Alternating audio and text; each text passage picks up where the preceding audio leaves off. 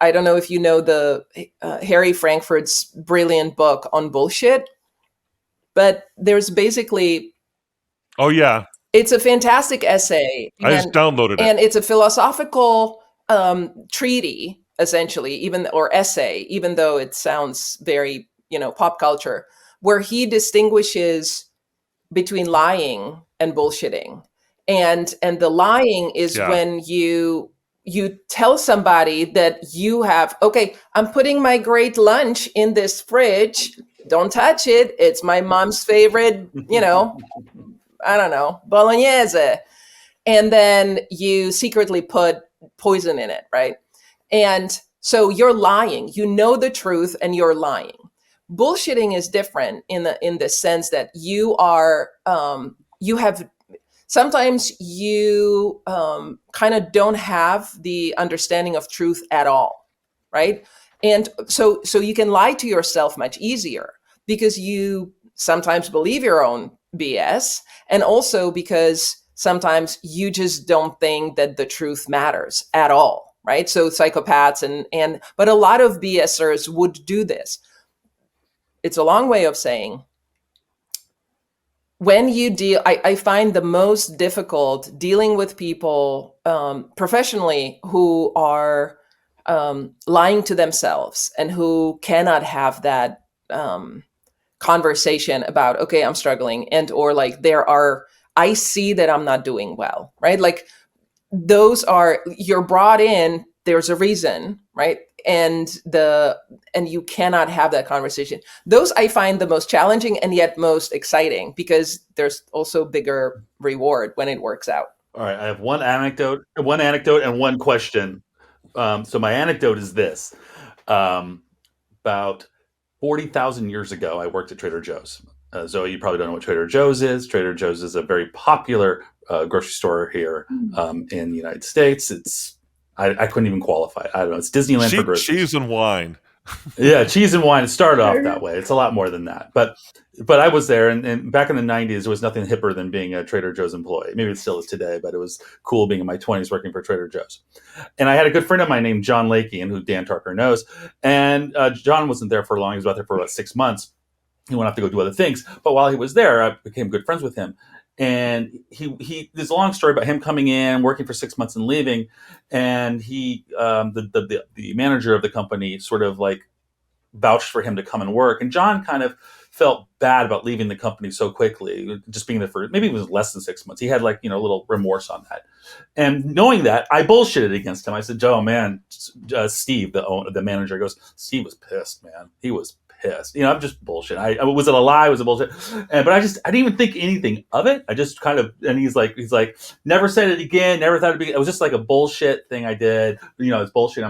Years later, we're talking and we're talking about fun times of bullshitting and stuff. I go, John, remember that time when I bullshit you about Steve not wanting you to come back? He was pissed. He goes, that was bullshit? I go, yeah. He goes, I haven't gone back to that Trader Joe's since. And I'm like, and so there was an interesting thread between a lie and a bullshit. I was being meaningful. To your point, Han, in that moment, truth didn't matter to me in a weird way, right? I was just kind of playing around. It was a non-consequential circumstance, other than he wasn't able to get that Trader Joe's grocery store anymore. But still, there was that point where you got to be careful about your bullshit. That's my anecdote. My question, though, is you made a really interesting comment about not knowing thyself. The people who don't. And is there danger, though, in in revealing the weaknesses in an organization as a leader or as a follower, about saying, showing that vulnerability of the things you don't know, or that discovery process? Are there downsides to that in a working environment? And that's for anybody. So very quickly, I will jump on this and just tell you, the problem is also that, let's be honest, you got where you are because you were bullshitting your way through, and or you were, like the way you were got you where you are. Why would you change? Right? Like, I think that once you're at the very top, you might have some, reason to like grow more. But when you're on the way up, honestly, the incentives to change if it works, and there's a cultural thing too, right? Like, so we were talking at the beginning about how do you present yourself? And we are way more, is a huge can of worms, or like a huge complex issue we might not get into, but with the DEI and with all like equity topic being everywhere in the US at least, but ESG is also big in Europe, there is also way more awareness of your identity and how you enter the room, right? Like how you present yourself, and your identity plays way bigger role than it used to. But in the traditional organizations, when you are, like if it worked for you up till this point, you don't have a lot of incentives to change it on your own. There's always an issue that pushes you to that, or there are other people on the team might not be happy, or your supervisor. I got a call just yesterday. Somebody was asking me to coach some of their direct reports, and it's like, okay, if like again you got there by being certain way, it worked. Yeah, all of JODA's success is tied to his bullshit.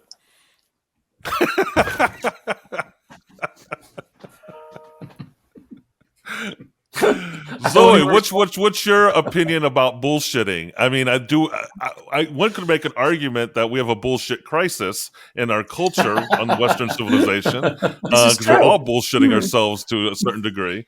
Yeah, but we also have a crisis we also have a crisis of imposter syndrome. So I would argue that we have a crisis of not having any balance. On the one hand, we have people that just fake it until they make it, and sometimes they never make it. And it's like the inventing Hana society, which, I don't know, you're like, you have no voice, but you are in these talent shows asking why they didn't give you the chance to release an album. This is 50%. And then we have this other 50% that they might be so talented and smart, and like they put in the work, and they just never get it out there because they feel that they're not good enough. So that for me is the problem. Where is the balance, and when did we lose it as a society? When did we start being so bipolar in these things? And there's no one saying, okay, I'm good at this thing, but I'm not good at this other thing. If I work a little bit there, then I can be better. Do you think it has something to do with social media? I mean, I know it's a cliche question in a sense, because we've talked about this over and over again on this podcast and other places. But I mean, do you think that dichotomy between bullshitter and imposter syndrome if anything, is fueled by media? I think that it started way before with reality shows. That's when it started. When the concept of I can be famous without doing anything. I can be famous for just being famous. That's the first time we show it. And the reality shows go back, 30 years now? So for me, it's possible. at least that's the first time I started seeing it. Before that, it was so much about Survivor, all that kind of stuff. And it was all about what will people think. So what will others think? It was more about maintain a specific facade, otherwise I'm going to be judged. Right. But then after the invention of reality shows, it was more about being different, be you.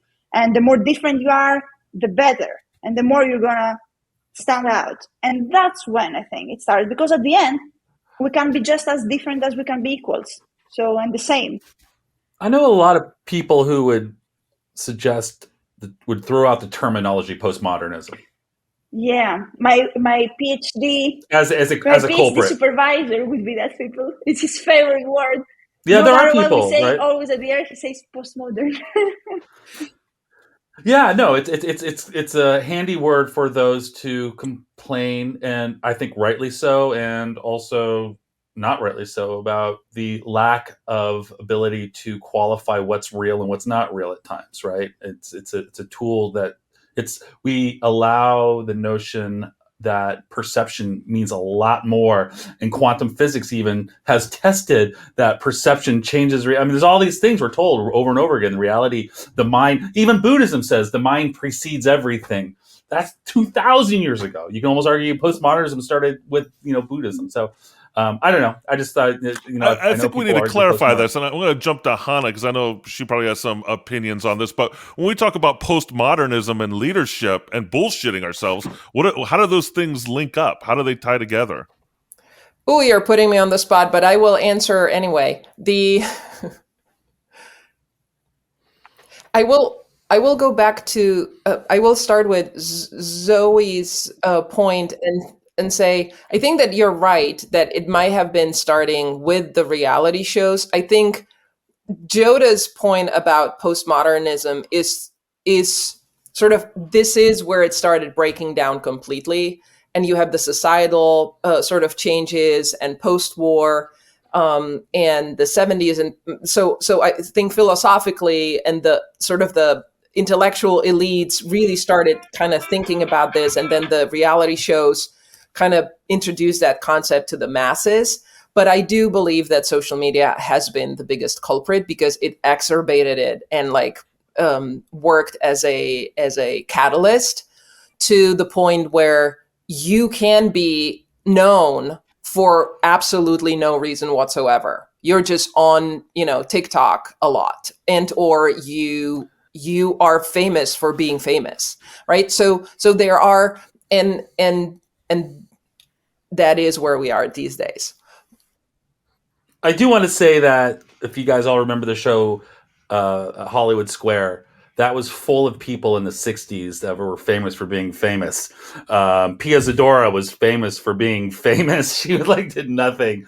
So it does seem like that's kind of been a thing for quite a while. Even the scale is right? completely unprecedented, though. The scale is different, right? True. Right. So, and again, I think that it's going to have terrible consequences for the kids who are unable to distinguish between the reality and values, etc. Anyway, but to your point, Dan, about, okay, so now what, right? If I may distill your question, is basically, now what? If you're a leader and you're looking at this, what to do? And I think for leaders, it's a position where you have to align your sort of, to really look at your values, your company's values, and we're back to walking the talk. So people are discombobulated. They are, as Zoe said, we have this extreme and we have this extreme, and we're oscillating constantly, and it almost feels like a free fall. And the job or the role of a leader in this environment, I think, is to give that sense of safety and yet openness. You have to navigate the complexity, right? You have to navigate the complexity. And if you seem like somebody who's able to navigate the complexity, then people will follow you, and they will be happy to follow you. That doesn't mean, be free to fail, all of it. It doesn't have to, you cannot say, this is what it is, and we're never going to, go out of, I don't know, you can't be rigid, but you have to demonstrate that you're able to walk the talk, and you have to pay attention. I think Zoe works very closely with companies in terms of culture, and that's the glue that holds you, right? So understanding your culture and understanding how you impact it and what it is, and those stolen lunches are part of that culture. If that option A, right, we go and we just pretend that doesn't happen, it will take care of itself. If you have the culture where that is the case, great. But if you're not, that's going to kind of warm your way into a destruction. I disagree with what Hana said about social media. I think that it's not easy to be famous on social media. I think that especially for back in the day, and especially for older generations, and when it first started, it seemed like that. But to actually do it, there are endless that try it, of course, because the platform is there, and that makes it feel approachable. but it's not really approachable. Think about it. How many people actually do it and actually capitalize it and monetize it? It needs consistency. It needs to be creative. You need to develop your niche. You need to show up. It's exactly like running a business. Therefore, I also don't think that it's going to have catastrophic results for kids, because kids are growing up into that. They know, they have TikTok from the age of 4, so they understand it. It's mostly, if anything, I think that it's more catastrophic for older people who don't understand how these platforms work, and they just ridicule themselves. They just try to do what they think is going to work, and they don't even understand that it's a different world that has its own rules. I was in Germany last week with I have some clients there, and they've developed an entire R&D department on VR and virtual reality and virtual chats, because they're in tech. So I use their equipment, and that's a different world on its own, with its own rules. There are people that are actually famous inside the VR, but it's different guidelines that you really need to learn if you want to do it. Or we talk about metaverse and we say, oh, we're going to have a life in metaverse and people are going to be famous there. Well, it's going to be just as hard as it is to be famous in real life. And the fact that you might have, 10,000 followers, 15,000 followers, it means nothing, because we are so many people. We are like, 7-8 billions now. So in order to actually say you're famous, just because 15,000 people know you and follow you on Instagram, because, you post your cats, it means nothing. You will never capitalize on that. So I don't think that it's actually easier. I just think that on the outside, if you actually never try to do it, it might seem easier. That's not what I was saying, though. I was saying that it helped that feeling of disconnect between reality and we were talking about sort of knowing yourself and the imposters and people who are having imposter syndromes and all of that. And I think that the virtual world does exacerbates it by just, you have access to way more people. So there's this, I think we talked about it on the first podcast. There used to be, your world was like 115 people who you actually knew personally, who you knew, and you could learn from your family or your friends or people in your village or your town, and like how you would interact. Then you had TV, and there were some stories and some, and books and other ways how to access more of the world. Now you have the world at your fingertips. You can be looking at how they're mining, cobalt in Africa. You can be looking at, people in sweatshops in Guatemala. You can be looking at models in, Taiwan. You can follow a lot of people and understand very singular slice of the world that was inaccessible to you before. So all I was saying was that the scale is now much larger.